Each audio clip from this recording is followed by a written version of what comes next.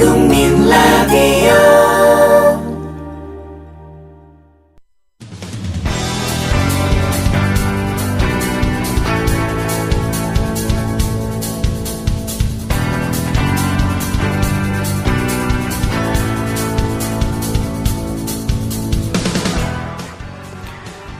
미디어 협동조합 국민라디오 뉴스트라다무스 함께하고 계십니다.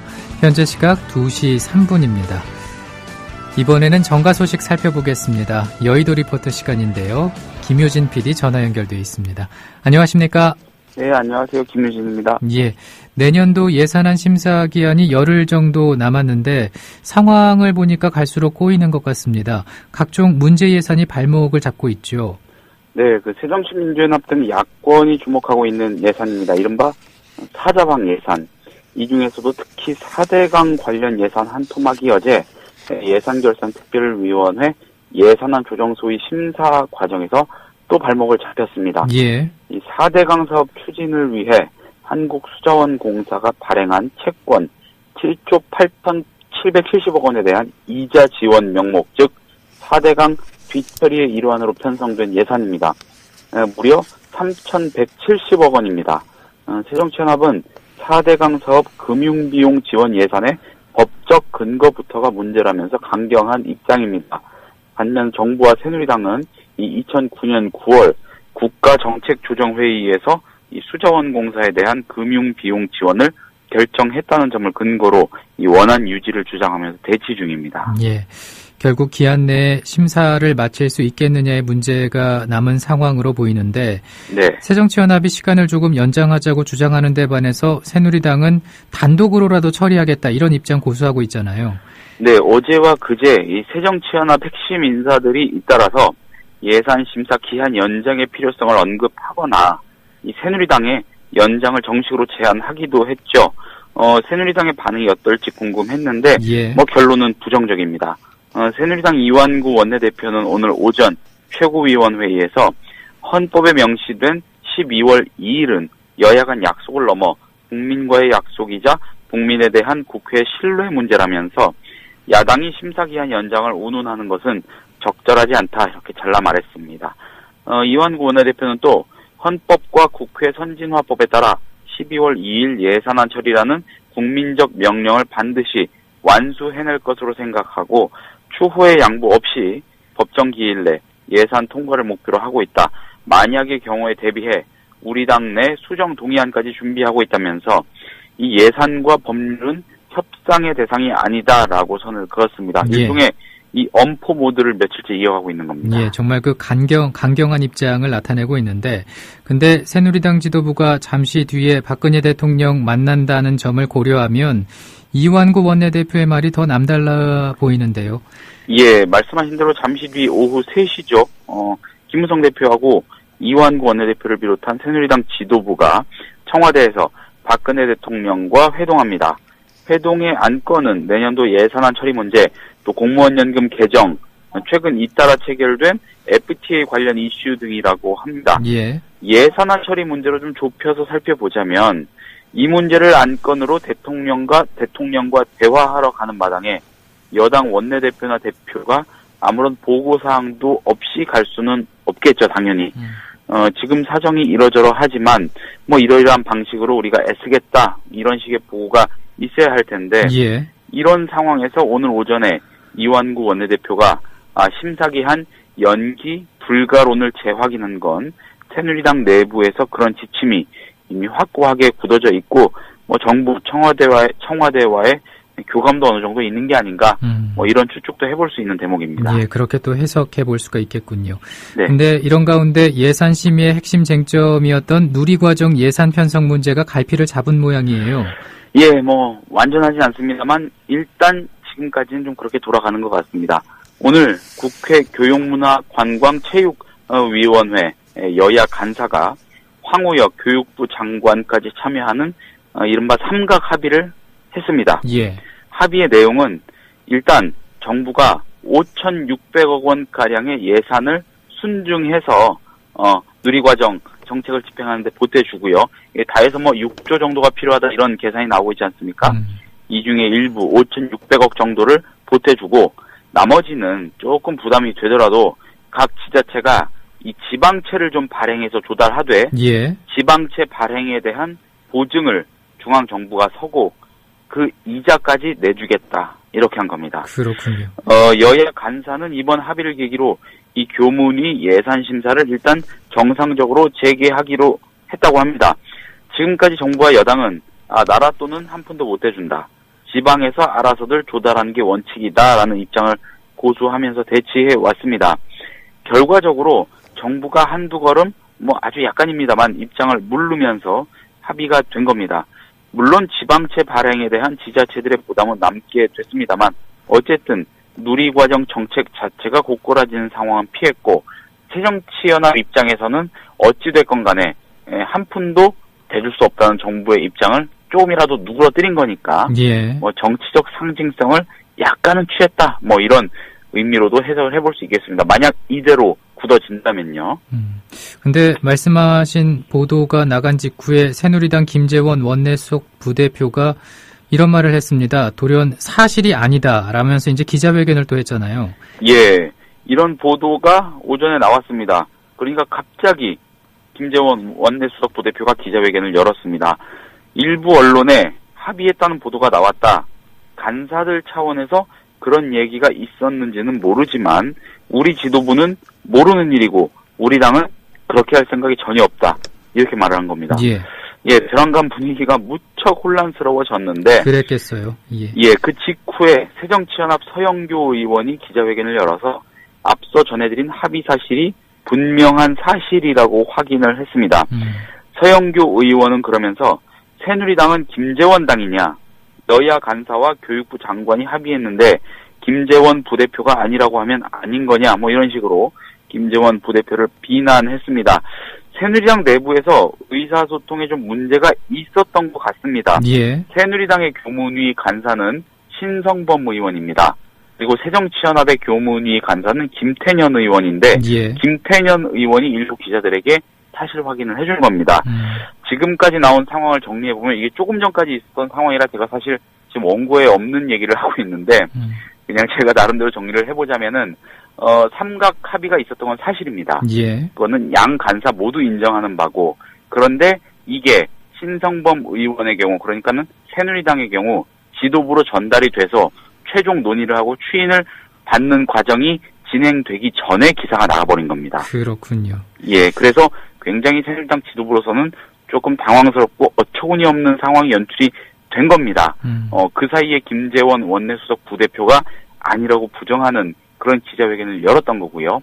아무튼 지금까지 확인할 수 있는 건 여야 간사가 교육부 장관, 황우여 교육부 장관까지 합의하는 선에서 그런 구두 합의안을 도출해냈다는 거. 그런데 새누리당 지도부는 아직 추인하지 않았다는 거.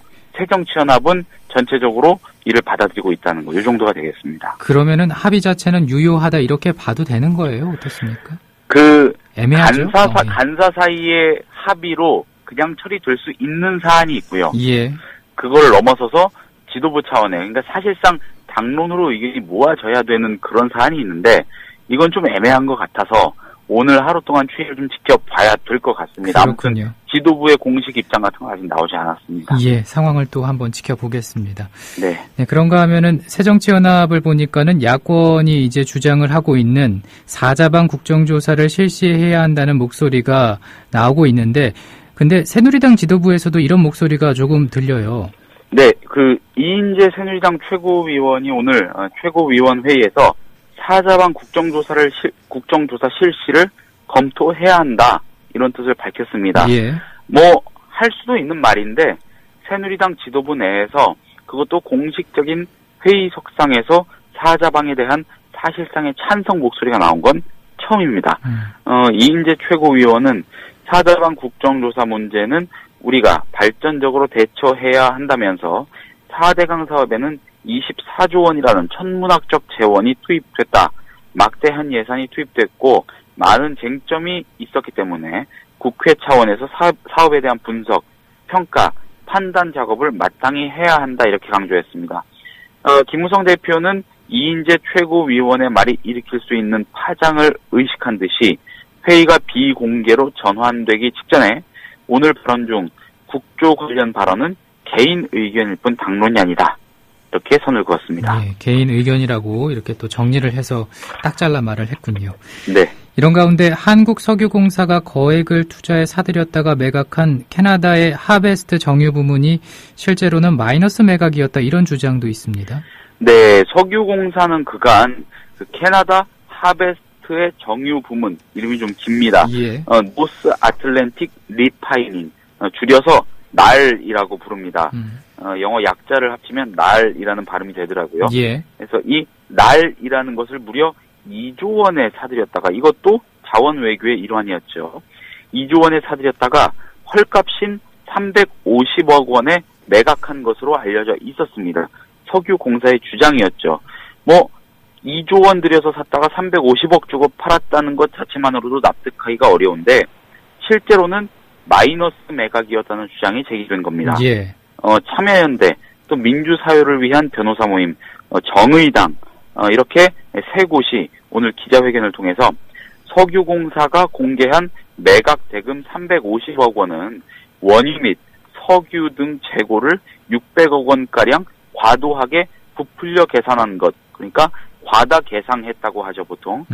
그런 것으로서 실제 순현금 흐름은 마이너스 280억 원 가량인 것으로 추정된다. 이렇게 주장을 했습니다. 예. 이게 전문 회계사 등을 대동해서 기자회견을 했는데 재무 회계 자료 분석을 마친 결과입니다.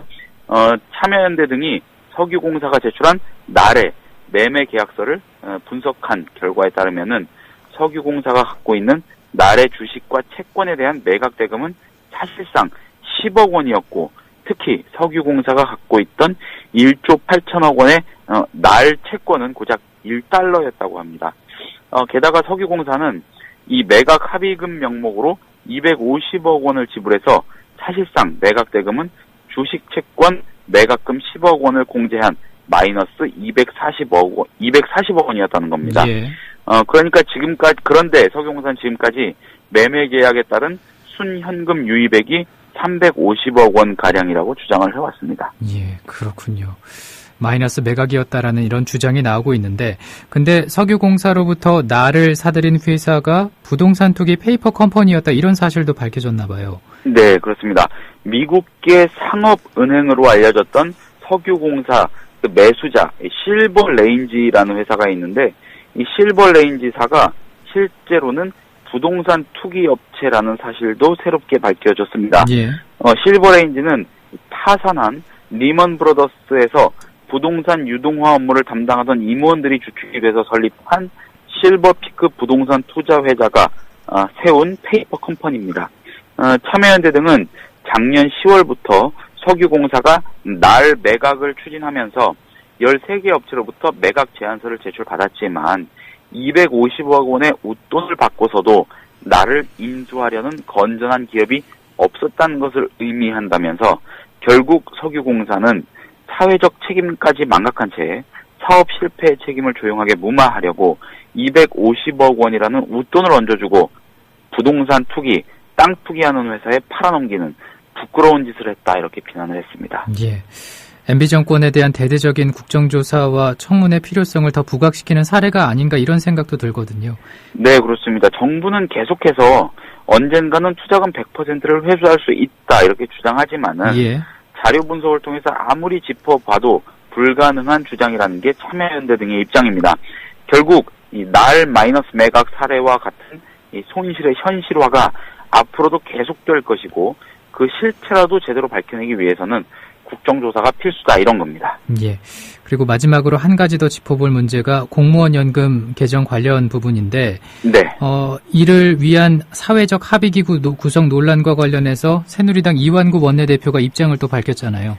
예, 이완구 원내대표가 오늘 최고위원회의에서 새정치연합과 공무원 노조 등이 주장하는 이 사회적 합의기구 구성에 대한 반대 입장을 재확인했습니다. 예.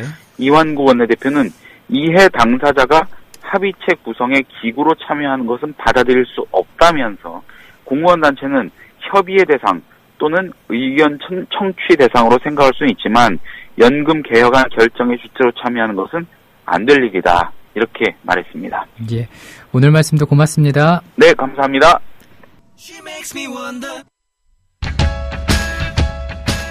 김현주 PD가 단독 취재했습니다. 이곳은 공주보 상류입니다. 이미 20일 전쯤 이곳에서 큰빛 이끼벌레의 번식이 확인됐지만 이후 아무런 조치도 취해지지 않았습니다. 국민TV 뉴스K의 막내인 김현주 PD. 하루 4분 리포트를 위해 아침부터 밤까지 열정을 아끼지 않는 그녀. 자신이 하는 일을 설명하는데.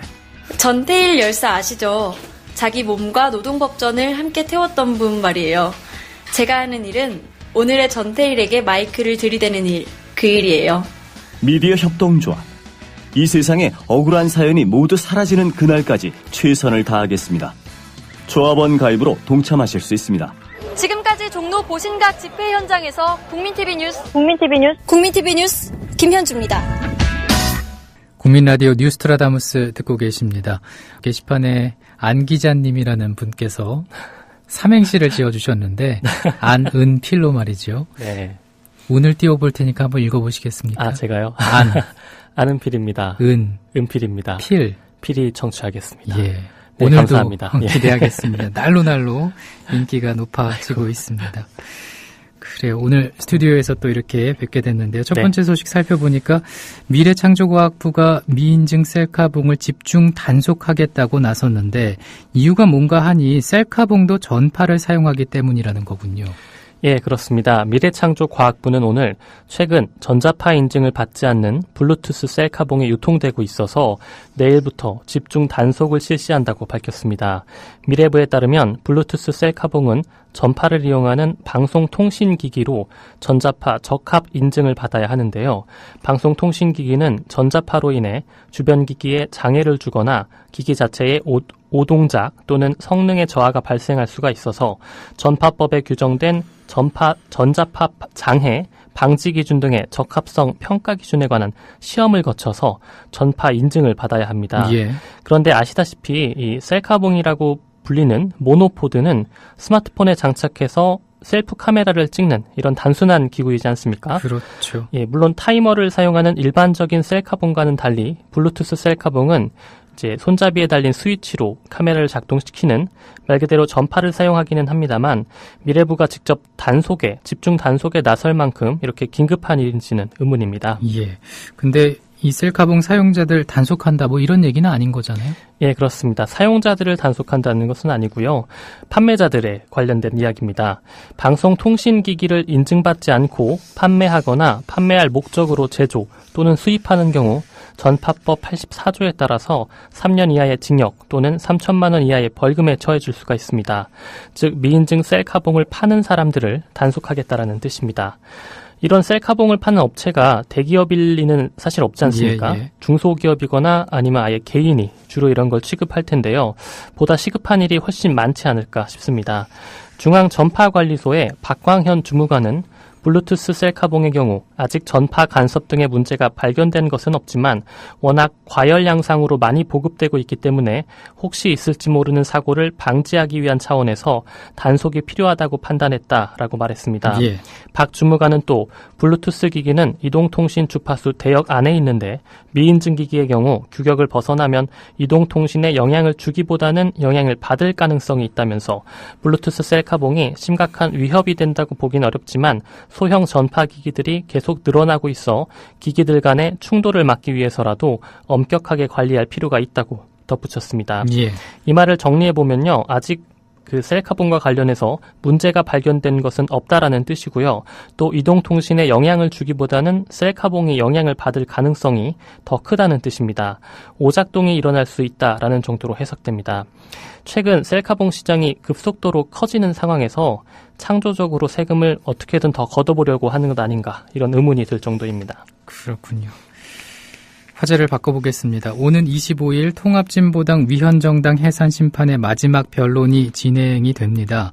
황교안 법무부 장관과 이정희 통합진보당 대표 최후 변론을 할 것으로 예상이 되는군요. 예, 그렇습니다. 오는 25일 헌법재판소에서 열릴 통합진보당 위헌정당 해산심판, 마지막 변론은 황교안 법무부 장관과 이정희 통합진보당 대표의 최후 변론 대결로 마무리될 것 같습니다. 예.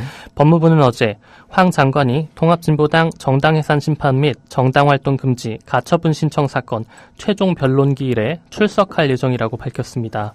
황 장관은 지난 1월 28일 첫 변론 기일에 나와서 직접 이 사건 청구 취지를 설명한 만큼 최후 변론에도 직접 나설 가능성이 높습니다.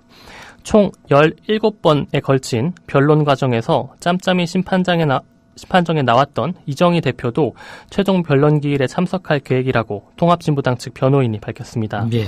물론 이 대표도 직접 변론에 나선다는 설명입니다. 청구인의 대표로 법무부 장관이 그리고 피청구인 대표로 이 대표가 나섰던 첫 변론 때와 같이 황 장관과 이 대표가 마지막 변론 맞대결을 하게 된 상황입니다. 변론이 종결되면 헌법재판소는 평일을 열고 본격 심리할 것으로 보이는데요. 박한철 헌법재판소 소장은 지난달 국정감사 당시에 여야 의원들에게 비공식적으로 연내 선고가 가능할 것이다 라고 말을 했지만 16만 페이지가 넘는 자료와 또 수많은 쟁점들을 검토해야 하기 때문에 쉽지 않을 것으로 전망됩니다. 또 정부 측이 정당해산의 주요한 근거로 삼는 이석기 내란음모 사건에 대한 대법원의 확정 판결 내용도 헌법재판소의 결정에 영향을 미칠 것으로 예상됩니다. 예. 그리고 오는 27일에 6명의 YTN 해고자들에 대한 최종 선고가 내려진다고요. 예, 그렇습니다. 2011년 4월 항소심 이후 3년이 넘도록 침묵을 지켜온 대법원이 오는 27일 YTN 해직자 6명에 대한 해고 무효 소송 선고를 하겠다라고 밝혔습니다. 이 사건은 지난 2008년 전국 언론노동조합 YTN 지부가 이명박 전 대통령의 특보 출신이었죠. 구본홍 사장 퇴진 투쟁 운동을 벌이고 있던 상황에서 권석재, 노종면, 우장균, 정유신, 조승호, 현덕수 등 6명의 기자가 동시에 해직되면서 시작됐습니다. 예. 해직 기자들은 2009년 11월 1심에서 전원 복직 판결을 받았지만 2011년 4월 2심에서는 노종면, 조승호, 현덕수는 해고가 정당했다. 그리고 권석재, 우장균, 정유신은 해고가 부당했다라는 3대3의 법원 판결을 받았습니다. 그리고 대법원은 보통 민사사건 처리 기간을 한 넉 달 정도 잡는데요. 예. 하지만 대법원은 YTN 사건은 검토할 것이 많다라면서 3년이나 선고를 미뤄왔습니다. 이에 대해서 YTN 노조는 어제 성명을 내고 해직 사태는 2009년 1심 선고 시 사측이 법원의 결정에 따른다는 노사 합의만 지켰어도 진작 해결됐을 문제라며 노조는 YTN의 진정한 화합과 발전을 위해 해고 사태가 판결에 의해서가 아닌 내부에서 우리 손에 의해 해결돼야 한다고 지속적으로 밝혀왔고 그 입장은 판결 이후에도 변함이 없을 것이다 라고 강조했습니다. 예. 근데 노종면 해직 기자는 우리 방송제작국의 국장이시자 예. 또 뉴스K의 앵커시죠? 예, 그렇습니다. 자, 상황 한번 지켜보고요. 정몽구 현대자동차 그룹 회장이 배임 혐의로 검찰에 고발을 당했는데 한국전력공사 그 부지 매입과 관련한 것이라고요. 예, 서울중앙지검은 오늘 한전부지 고가 매입과 관련해 정몽구 현대자동차그룹 회장이 배임 혐의로 고발이 돼서 사건을 형사 7부에 배당했다고 밝혔습니다. 검찰에 따르면 현대차 주주로 알려진 A씨는 정 회장이 한전부지를 시세보다 터무니없이 높은 가격으로 매입하는 것을 주도해서 현대차그룹에 손해를 끼쳤다며 서울중앙지검에 고발장을 제출했습니다. 이른바 강남의 노른자라고 불리는 이 땅의 공시지가는 당시 3조 3천억 원 선이었는데요. 예. 하지만 현대차그룹은 10조 5,500억 원에 이 땅을 낙찰받았습니다. 당시 현대차가 공시지가의 3배 이상으로 부지를 높게 매입한 배경을 두고 주가가 급락하기도 하는 등 논란이 일었었는데요. 정 회장과 현대차그룹 이사회 구성원들의 배임 혐의 가능성이 지속적으로 제기되고 있는 상황에서 정 회장이 고발을 당한 것이기 때문에 검찰 수사에 이목이 집중되고 있습니다. 예. 그리고 새누리당이 KBS와 EBS를 공공기관으로 지정하려는 것에 반발하는 언론 노조 성명이 나왔습니다. 어떤 내용입니까? 예, 전국 언론노동조합은 어제 성명을 내고 입맛에 맞는 보도와 프로그램만 편성하도록 감시하겠다는 마각을 노골적으로 드러냈다라고 반발했습니다. 예. 언론노조는 KBS와 EBS를 공공기관으로 지정해 놓은 뒤 예산과 인사를 통제하려는 것이라며 새누리당이 언론장악 의도를 노골화하고 나섰다.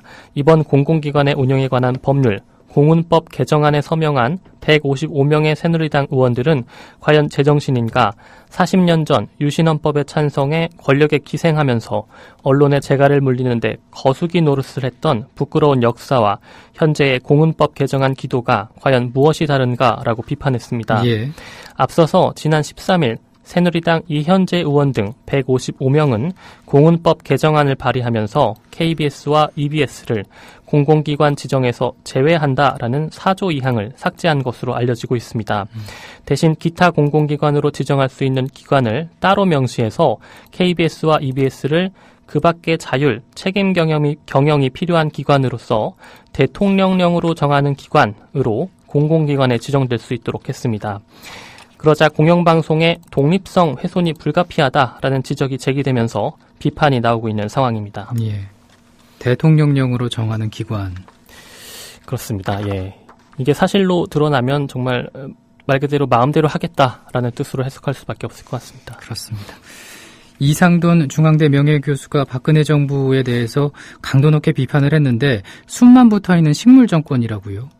예, 그렇게 강하게 좀 비판을 했습니다. 예. 이상돈 중앙대 명예교수가 그제 박근혜 대통령의 싱크탱크라고 할 수 있는 국가미래연구원에 기고한 글에서 이명박 정부의 4대강 사업과 자원외교 비리 의혹 등에 대한 박근혜 정부의 미온적인 태도를 비판하면서 숨만 붙어있는 식물정권이다라고 말했습니다.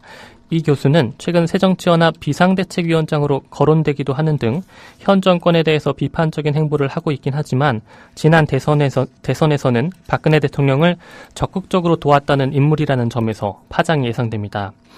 이 교수는 또 박 대통령은 자신이 이명박 정권과는 다를 것임을 은연중에 강조하면서 대통령에 당선됐지만 당선된 후에 보여준 모습은 180도 달랐다며 박근혜 정권은 전 정권 하에 있었던 비리와 의혹을 털어내기는커녕 통째로 승계한 모습이다라고 평가했습니다. 예. 이 교수는 이어서 그렇다면 박근혜 정권은 이명박 정권과 샴 쌍둥이가 된 셈이라고 규정하기도 했습니다. 이 교수는 마지막으로 사정이 이러해서 박근혜 정권은 전 정권 하에서 일어났던 비리와 의혹을 건드릴 수가 없는 것이라며 하지만 정권 5년은 덧없이 빨리 지나간다는 사실을 알아야 한다. 정리하지 못한 사자방 비리와 의혹은 다음 정권에서 다루어질 것이고 박근혜 정권도 사자방 비리의 당사자로 심판대에 오를 것이다 라고 경고했습니다. 그렇군요.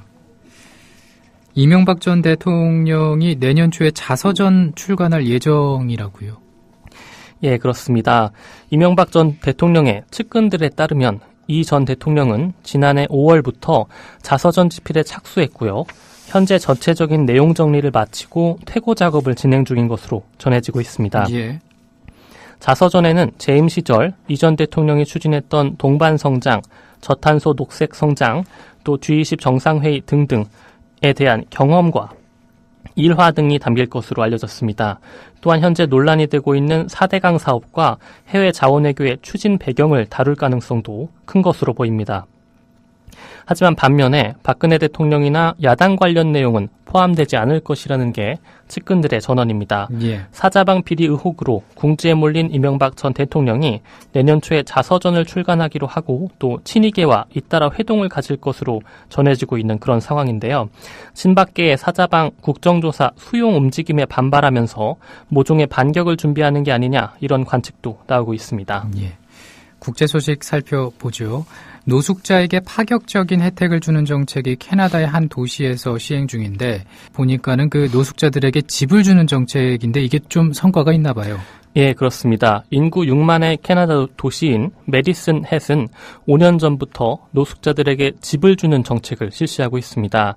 그 결과 1000명에 달했던 노숙자가 크게 줄었고 내년까지 도시의 노숙자를 완전히 없앤다 이런 목표도 달성이 가능한 상황입니다. 예. 만일 메디슨 햇시가 노숙자 없애기에 성공하면 북미에서는 최초로 노숙자를 전부 없앤 그런 도시가 됩니다. 과거 노숙자들에 대한 구제는 주로 계단식으로 이루어졌는데요. 일단 마약이나 술을 끊도록 한 이후에 보호소에 머물 수 있게 해주고 그 이후에 임시거처를 마련해주는 이런 계단식이었습니다. 예. 그런데 이런 과정에서 대부분 포기를 하는 사람들이 많이 나왔고 최종 단계에 도달하는 사람은 처음에 절반 정도에 불과했습니다. 그런데 오히려 노숙자에게 집을 제공하고 의료 지원, 중독 치료, 요리법 강의까지 모든 것을 한 번에 제공하는 방법을 쓰니까 약 88% 정도가 재활에 성공했다는 그런 조사입니다. 예.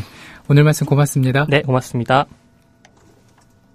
미디어 협동조합 국민TV 뉴스K 앵커 노종면입니다. 정치 권력, 재벌, 특정 지배주주로부터 오염되지 않는 언론, 국민TV가 그 실험을 해나가고 있습니다. 이런 언론이 지속 가능하다면 다른 여러 언론도 따라올 것입니다. 닻을 올린 국민TV, 순항하도록 힘을 실어주십시오.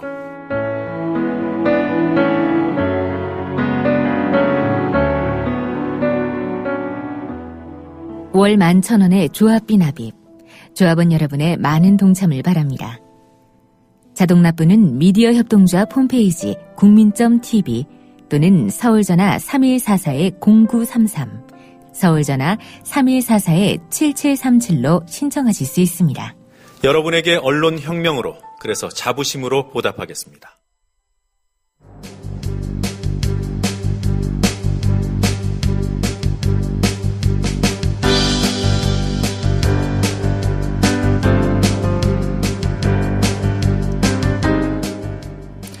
이번에는 이슈 분석으로 넘어갑니다. 이강윤 정치평론가 전화 연결돼 있습니다. 안녕하십니까? 안녕하세요. 예, 정치권 살펴보니까는 여야 간의 이른바 빅딜설이 들리는데 어떤 게 오고 가고 있습니까? 네, 우선 그 전에 앞에 뉴스에서도 보도는 됐을 것이라고 추측합니다만 교육문화 상임위에서요, 내년도 누리과정 예산 5,600억 합의 보았다가 그걸 뒤집는 그런 파문이 또 일었는데, 이런 게 아마 빅딜 또는 새 예산안 이런 것들에 모두 직간접으로 상당한 영향을 미치리라고 봅니다. 빅딜설은 어제 오늘 나온 건 아니고요.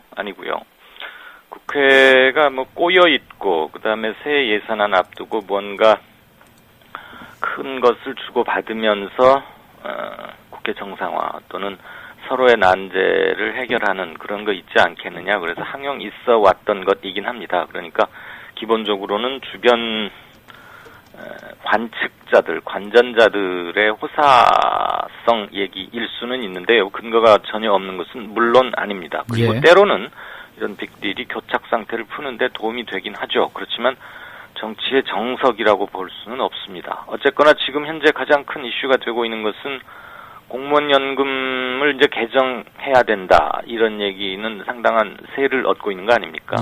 그것을 청와대에서는 연내에 서둘러서 하자. 이른바 공무원연금 연내 개편 완수라는 것이고, 야당에서는 이른바 사자방 비리, 많이 아시겠지만 4대강 관련, 그리고 자원외교, MB정부 시절 얘기죠. 그리고 방위산업체 뇌물 구매 과정에서의 비리가 구조화돼 있다. 이런 것들 국정조사 최소한 좀 해야 되겠다. 이거 벼르고 있는 거 아닙니까? 이 사자방 모두 국민들의 상당한 수준의 높은 여론 지지를 배경으로 하고 있는 것도 물론 사실이고요. 그런데 기본적으로 이제 그쪽 그러니까 공무원연금과 사자방 비리 이런 게 하나 있고요. 또 하나는 새 예산안을 기한 내 처리하는 거. 기한 내라면은 12월 2일 날 처리하는 거죠. 물론 지금 국회는 12월 9일까지 열리도록 소집은 돼 있습니다만 그 법정 시한이 12월 1일이 안 된다면 12월 9일까지라도 즉 잡아놓은 12월 국회 마지막 날 전에 처리하는 것과 야당이 요구하고 있는 사자방 국정조사를 받는 이 두 가지가 얘기가 되고 있습니다. 어느 쪽이 되든 간에 여당이 그렇게 아쉬울 것은 사실 없습니다. 그러니까 목매달고 야당을 어떻게든 달래서 같이 끌고 가려고 이걸 빅딜하자 또는 저걸 빅딜하자 이렇게 간절하고 절박한 상황은 아닙니다.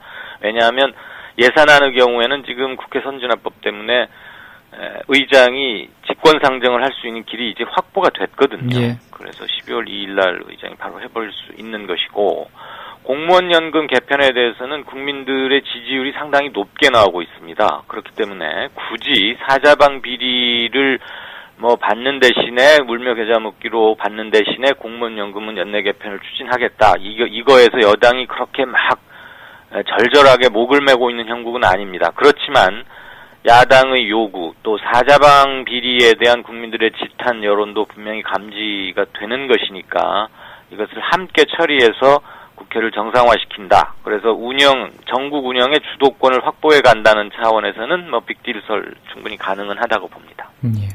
어찌됐든 딜이 이루어지려면은 이제 야당도 뭔가 이제 합의가 되는 부분이 있어야 되기 때문에 네. 가능성이 있다면 어느 쪽이 가능하다고 보십니까? 네.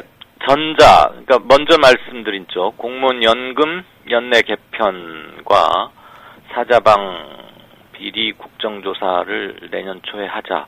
이것을 야당에서는 강력히 주장할 것 같고요. 예. 여당에서도 받을 때 또 명분이 있어야 되는 거 아니겠습니까? 예산안은 처리, 기한 내 처리 또는 회기 내 처리에 대해서 어느 정도 구조적으로 지금 가능성을 확보한 상태이기 때문에 그리고 청와대에서 무엇보다도 공무원연금 개혁을 연내로 끝내야 되겠다. 새해로 넘어가면은 어떻게 될지 모른다. 그리고 자꾸만 반발이 커지고 이러면서 내년 중반기 이후로 가면은 급속하게 아마 전국은 2016년 4월에 총선 분위기로 넘어갈 수 있기 때문에 그리고 큰 선거를 앞두고는 공무원들 한 100만 명 되지 않습니까? 그러니까 무시 못할 표인 거죠. 그래서 아마 서둘러 끝내려고 할 거기 때문에 빅딜을 한다면 저는 공무원연금과 사자방 비리를 주고받는 그런 쪽으로 가리라고 봅니다. 예. 다른 얘기 한번 해보죠. 네. 새정치연합 전당대회 일자가 정해졌는데 당권으로 누가 유력하다고 보십니까? 며느리 새로 보자마자 언제 아이를 낳느냐 이런 질문일 수도 있고요. 예. 우물에서 숭늉을 찾는다는 것도 가능은 한데 그렇지만 대강의 현재 판세랄까 또는 분위기 이런 것은 읽어낼 수는 있죠. 일단 전당대회는 내년 2월 8일에 하기로 결정이 됐습니다. 예. 그러니까 오늘로부터 따지더라도 약 80일 정도 남았죠. 일부 언론에서는 80일 레이스 그런 말 하던데 조금 전에 말씀드린 것처럼 새해 예산안 통과까지 그리고 사자방 비리를 확정 지을 때까지는 전당대회 분위기로 바로 돌입하지는 못할 겁니다. 아주 중요한 현안들이 있기 때문에 말이죠. 어쨌거나 물밑에서는 오갈 텐데 포인트는 관전 포인트랄까요? 그런 거 한 3가지쯤으로 정리할 수 있겠죠. 문재인 의원이 내년부터는 이른바 문재인 정치를 보여주겠다. 그리고 그동안은 대선 후보로 나왔다가 근소한 차이로 패배하면서 지지층들에게 상당한 정신적 충격이나 공동감, 열패감 이런 것을 준 것에 대해서 지난 대선의 야권 후보로서 좀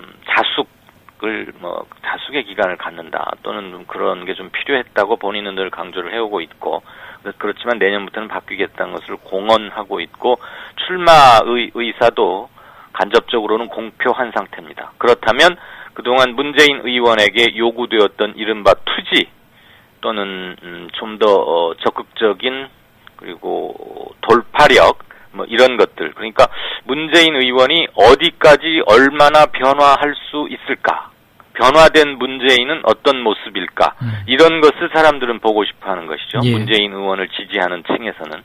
그거에 대해서 상당한 촉각을 가질 수 있을 것이고 이른바 당내 세력 분포에서는 현재까지 드러난 것으로 보면 제일 많은 세력을 점하고 있다고 볼 수 있습니다. 여기에 이제 변수가 박지원 의원이 이른바 친문재인 의원을 제외한 사람들을 기반으로 특히 지역적으로는 좀 호남이라고 할 수 있는데 호남을 그렇게 강조하는 것은 박지원 의원 본인에게도 그렇고 새정년 그 정당을 위해서도 그렇게 바람직한 것은 아닐 겁니다. 지역 정당, 지역색이 너무 도드라지는 것은 응집력은 강화시킬 수 있을지 모르지만 확장성에서는 좀 문제가 될 테니까요. 어쨌거나 지금 박지원 의원은 대권으로 나갈 사람과 당권을 잡아서 당을 혁신시킬 사람을 좀 나누자 이 얘기를 계속 하고 있는 거 아닙니까? 예. 근데 그게 그렇게 먹히지는 않으니까 그렇지만 한편으로 계속 그런 얘기를 함으로써 그것을 꼭 이뤄내겠다기보다는 그걸 계속 제기함으로써 자기의 존재감 그 자체를 일단 레벨업 시키는 효과가 있을 것이고요. 정세균 의원도 출마를 공언해 놨는데 정세균 의원은 문재인 의원과 박지원 의원 사이에서의 틈새 시장을 노리고자 할 겁니다. 그리고 그것은 일정 부분 자기 계파도 있긴 하는 것이고요. 그 다음에 당이 위기에 빠졌을 때 대표직을 맡아서 뭐 무난하게 잘 그동안 수행해 왔다. 그리고 2년 동안 당대표 임기를 마친 유일한 사람이 자기다. 그거를 많이 얘기를 하고 있는데 그게 지금 상황에서 그렇게 큰 점수 또는 뭐 호평을 받을 대목은 아닐 겁니다. 어쨌거나 대권 당권 주자 분리론에 은근히 기대를 하고 그 과정에서 자신의 여지를 넓힐 수는 있습니다. 두 가지로 좁혀서 말하자면 문재인 의원이 얼마나 변할까. 두 번째, 박지원 의원의 주장 또는 그 돌파력 이런 것들에 얼마나 많은 사람이 표를 줄까인데 굳이 따지자면 아직까지는 문재인 의원 측이 조금 앞서지 않나 이런 생각을 갖고 있습니다. 예. 친노 대 비노 구도 안 된다 이런 견해도 만만치 않은데 네. 이 평론가께서 보시기에 타겟책 뭐라고 생각하십니까? 네, 일단 친노 대 비노, 그럼 친노는 뭐고 비노는 뭐냐 이런 걸 한번 정의를 해볼 필요가 있을 것 같아요. 일각에서는 그 야당 내의 분열을 노리는 측에서 설정해둔 덫 같은 프레임이다. 과연 친노와 비노가 명확히 나뉘는 것인가, 실체가 있는 것인가 이런 논쟁이 있습니다. 예. 저는 그 친노 비노라고 이렇게 그룹을 나누려고 하는 시도에 대해서 불쾌해하고 저항하는 것은 충분히 일리가 있는 거라고 봅니다. 그렇지만 일단 친소관계 또는 지향점, 그다음에 지향점은 같더라도 그곳에 이르는 방법론에서는 좀 생각을 달리할 수 있는 그룹이 분명히 있는 것 또한 사실입니다. 그것을 친노 대 비노로 구분하기도 하고 다른 식으로 구분하기도 하는데 지금은 이게 이미 정형화된 용어처럼 굳어져 버렸단 말이죠. 그런데 그것을 뭐 무조건적으로 따라갈 필요는 없다고 봅니다. 그러니까 지금 왜 이게 이렇게 복잡하게 얽혀 있을 수밖에 없네 됐냐면 자꾸 타계한 노무현 전 대통령의 측근 인사 또는 참여정부에서 중요한 직을 맡았던 이른바 참여정부 출신 인사냐 아니냐 또는 뭐 영남 출신이냐 아니냐 이런 것들이 지금 혼재되어 있는 양상이거든요. 예. 그런데 우리가 그 노무현 정치와 노무현 정신은 좀 명확히 구분을 할 필요가 있다고 봅니다. 누구나 공과 과가 있죠. 잘한 점과 못한 점. 노무현 정부 시절에도 당연히 잘한 점도 있고 잘 못한 점도 분명히 있습니다. 일테면 뭐 대북송금 특검을 노무현 대통령이 취임하자마자 몇 달 얼마 되지 않아서 아주 노무현 정부 초기에 받음으로 해서 전통적인 지지 기반에 상당한 혼란과 이런 것을 줬던 것, 그리고 과연 그것이 필요했느냐 이런 점은 지금도 여전한 논란거리고 해결되지 않은 미제의 장 중에 제일 커다랗다고 저는 보고 있습니다. 그러니까 노무현 정치를 그냥 계승하려고 해서는 되지 않고 노무현 정신을 계승하겠다. 그것도 발전적으로 계승하겠다. 예. 이런 식으로 그러니까 팀워크를 확실히 해놓은다면 지금 새정년 내에서 계속 꼬리표처럼 마치 갚지 않은 빚, 그 독촉장처럼 따라다니는 친노 대 비노 이런 프레임을 털어버릴 수 있다고 봅니다. 그러니까 노무현 정신을 우리는 발전적으로 계승한다. 그것에 기본적으로 회의를 품거나 의심하거나 반대하는 사람은 명확히 그러면 나누어서 한번 토론을 해보자 해가지고 노무현 정신, 그것도 발전적 계승하겠다는 노무현 정신의 범위를 어디서 어디까지를 정하고 그 틀을 확실히 하면 친노 대 비노라는 해먹은 구도는 저는 벗어날 수 있다고 보고요. 그런데 사람들이 조금 그다음에 특히 선거를 앞두고는 유산 싸움 하듯이 노무현 정신보다는 과거 노무현 정치 그리고 인간적 친소 관계 이런 데로 흘러가 버린단 말이죠. 예. 그래서 결국 타겟책을 말씀드린다면 노무현 정치는 청산하되 노무현 정신을 발전적으로 계승하자. 그리고 노무현 정신의 우산 안에 어디까지 들어올 수 있는지는 명확히 해두자. 그러면은 친노 대 비노라는 그 덫 같은 프레임에 계속 끌려다니지 않을 수 있다라고 저는 봅니다. 예. 오늘은 여기까지 듣죠. 고맙습니다. 네, 고맙습니다.